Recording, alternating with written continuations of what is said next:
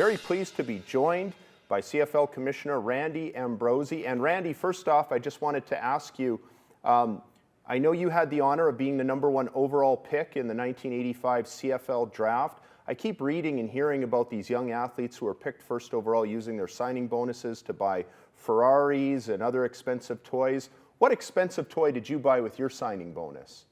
Well, just for clarity, I was the second pick overall, not the first, Gotcha. and therefore I didn't get Ferrari money, so I never got to I didn't get to experience that particular joy. Randy, I'll go quick, and if you want to follow suit, you're welcome to. But my first year was 1980, and my first contract was for $18,000 and a whopping signing bonus of $1,000. So I certainly wasn't buying a Ferrari, and I wasn't buying anything that had 4 wheels unless it was a bike with training wheels.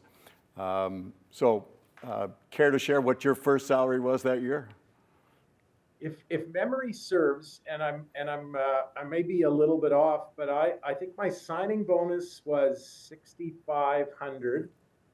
And my first year salary was $43,500. I also had I had money for preseason games. So, I look back on it and I think, well, it's not certainly in today's dollars, it's not a lot, but for me it was pretty special. And the fact that I was going from playing in university where I played for free to getting paid to play and being part of this game that I've loved my whole life, I would say I felt like the richest man in the world. And but yeah, no, looking back on it now, I guess it really wasn't a lot of money. Yeah, back to your point, and I didn't say it at the time, but I would have played for free. I grew up in Saskatchewan.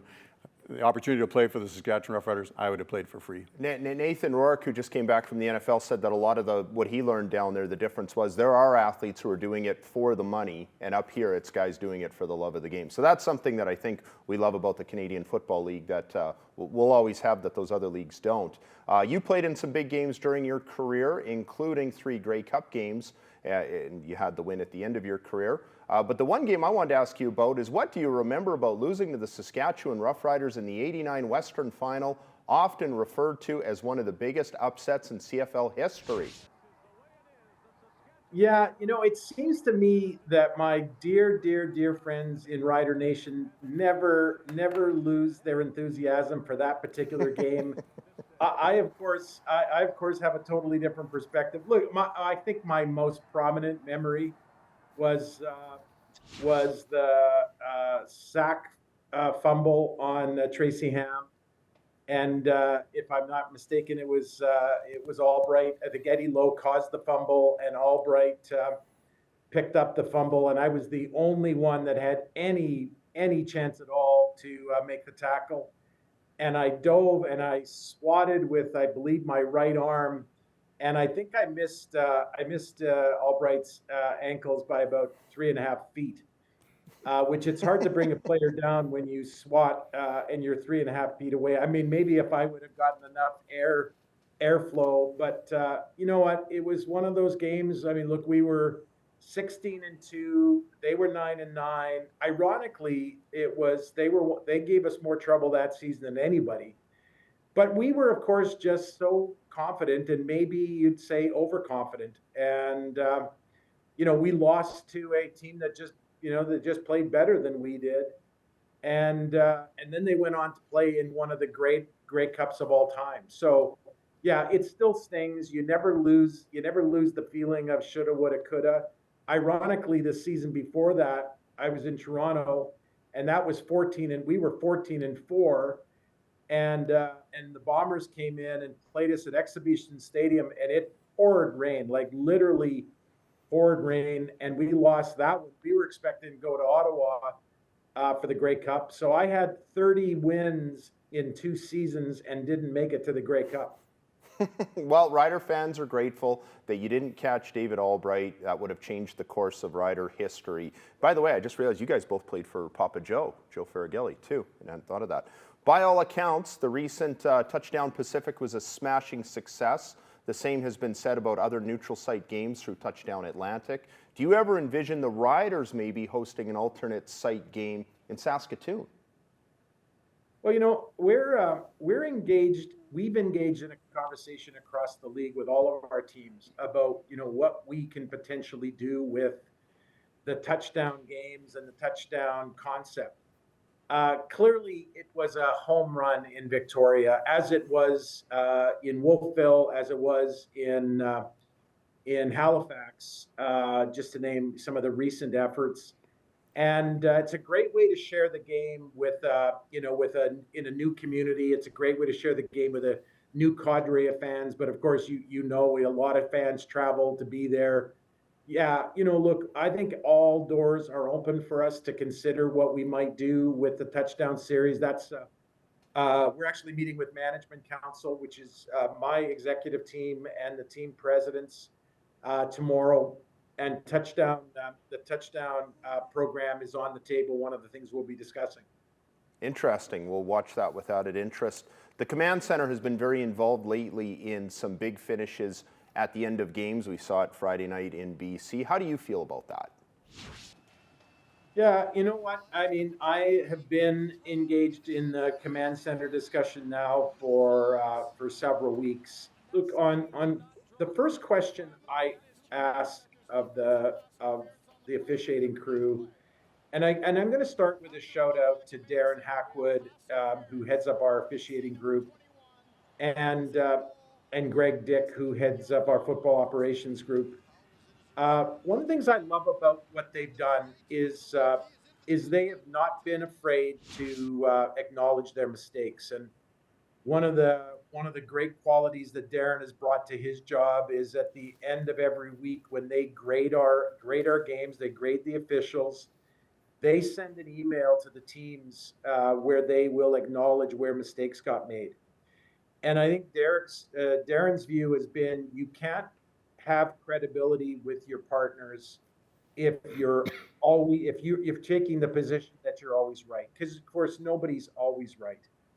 Uh, so I start there. I think when I ask the question at the end of every weekend, I want to know what we did right.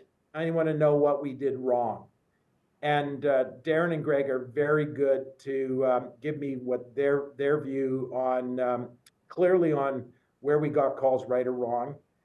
But that doesn't dismiss the reality that those moments are so critical. And you'll probably recall about 3 weeks ago, we issued a statement that we needed to get back to what the command center was really intended to be for. And that was to make sure that games were ultimately not decided on clear and obvious mistakes made by the on field crew.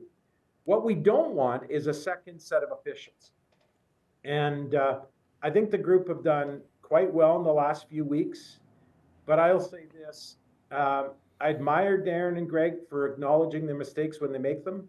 I know how hard they try, and their partners in the command center try to get it right. But there's always going to be a time when people on either side of the equation. In this last weekend's case, BC Lions fans are going to disagree with the call that was made. That's sports. You have to live with that, and you have to live with the criticism, and you have to accept the criticism. Ultimately, you've got to be able to. I think for me, is accept it and then try to learn from it, and that's what we'll do now. So again, first thing that happened Sunday morning, and Greg gets used to this. He gets an email from me. I said, and then a question mark. And Greg knows exactly what I'm talking about. He knows that what I'm keenly interested in is whether we got the calls in the command center right. And as I said, I appreciate that Greg will always come back with a pretty forthright answer.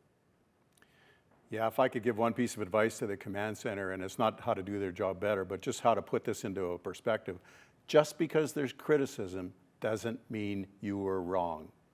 Because as you know, every decision is going to be 50% of the fan base is going to be happy and the other 50% is going to be upset. So make the decision that you believe is the right decision and don't worry too much about the criticism. If I could jump on that for a minute to tell you that I couldn't agree with you more. And frankly, that's not just command center. It's in all of the things we do. Look, what I try to be able to do at the end of a day, a week, a month is go home and ask myself if I did what I thought was right. Did I, am I doing the things for the league that I think are truly in the league's best interest? Did I make a decision? Did I make it with clarity of mind? And did I make every effort to make the decision that I thought was truly the right decision for that time? And you cannot do these jobs. You can't be in the command center. You can't be an on-field official. Frankly, you can't be a coach. And it's hard to be a player if you're not going to accept that sometimes you're gonna fail. And then, of course, what we all know, one of the great things the game teaches us is to pick yourself back up, dust yourself off. You might miss a tackle by about 3.5 feet, but you got to get up and try again, because that's one of the great qualities that lessons that the game of sport, the game of football, and frankly, sports teaches us. Look at that. We turned the command center into a nice little pep talk from the commissioner. I like this. A good pal of ours, Ron Snyder, just did a film that will be available soon in Canada about the Baltimore Stallions. Now, I'll tell you, I fell in love with the league in that era when we had our first Grey Cup here. I feel like our rules are much superior to anything they have down south. I suspect you may feel the same way. Do you see a point in time in the next 30 years, either in your time as commissioner or someone else's time, where maybe we once again share this CFL adventure with our American friends down south? I honestly don't know. Look, I think more than anything over the last several years, I think what we've gotten very comfortable with is who we are, and what we aspire to is for our game to be fun, fast, and entertaining, and it is. In fact, I think one of the things that I think we're better at, and we need to continue to get better at, is this appreciation that we play Canadian football. And Canadian football is its own unique brand of the game. And frankly, I would encourage countries around the world to play Canadian football, because the game is designed it's literally built for those three qualities: fun, fast, and entertaining. I think it's in a remarkably good place today. The league is as strong as it's been in a long time. And that's not to say all of our work's done. We have lots of things we need to do.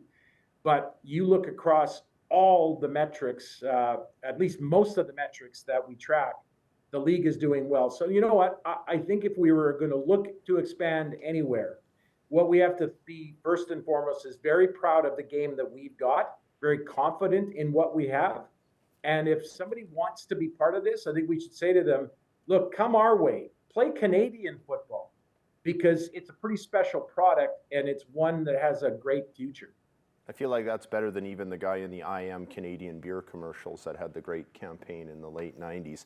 Hey, listen, it's not every day we get the commissioner on. Thanks for taking some time for us today. We appreciate it. Great to see both of you, and thanks for your love of this great game of ours. And for anyone, Marshall, you played, for anyone that's played in this league, you're proud of it. For anyone that's part of this league, as you both are, you're proud of it. For all the Canadians that love our league, they're proud of it. And guys, you asked me to be on your show, I'll always come, because I love talking to people that love our game. We're going to hold you to that. Thanks again.